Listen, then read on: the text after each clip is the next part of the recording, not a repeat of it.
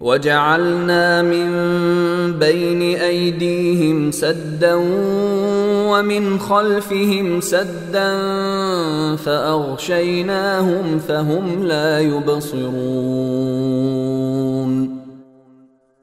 اور ہم نے ایک آڑ ان کے آگے کھڑی کر دی ہے اور ایک آڑ ان کے پیچھے کھڑی کر دی ہے، اور اس طرح انہیں ہر طرف سے ڈھانک دیا ہے، جس کے نتیجے میں انہیں کچھ سجھائی نہیں دیتا۔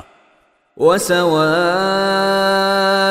عَلَيْهِمْ أَأَنذَرْتَهُمْ أَمْ لَمْ تُنذِرْهُمْ لَا يُؤْمِنُونَ۔ اور ان کے لیے دونوں باتیں برابر ہیں، چاہے تم انہیں خبردار کرو یا خبردار نہ کرو، وہ ایمان نہیں لائیں گے۔ انما تنذر من اتبع الذکر وخشی الرحمن بالغیب فبشرہ بمغفرۃ واجر کریم۔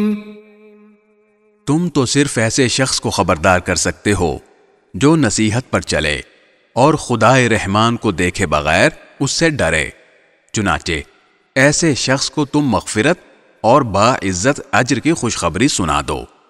انا نحن نحيي الموتى ونكتب ما قدموا وآثارهم وكل شيء احصيناه في امام مبين۔